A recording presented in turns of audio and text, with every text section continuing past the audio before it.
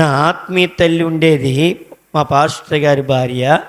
ఆమె ఏమండి బహు ప్రార్థన పరురాలు. ఆమె చాలా ప్రార్థన చేసేది. ఆమె ఒకరోజు ఆయన లేనటువంటి టైంలో ఏమండి ఒక ఆమె రూపంలో అపవాది వచ్చి మాట్లాడుతూ ఉన్నది.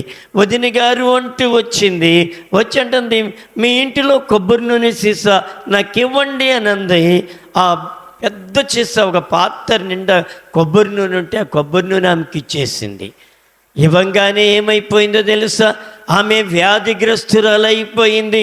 తర్వాత ఇంకోటి ప్రార్థనాత్మ పోయింది, విరిగి నలిగిన హృదయం పోయింది. అంతకుముందు ఆమె ప్రార్థన చేస్తుంటే స్వస్థత కార్యాలు జరుగుతూ ఉండేవి. అపవాది ఎప్పుడైతే మోసం చేసి ఏమండి ఆ నూనెని దొంగిలించిందో ఆ దినమే ఆమె బలహీనురాలై మంచానికి అతుక్కుపోయి తాను చనిపోయే వరకు అలాగే ఉండిపోయింది.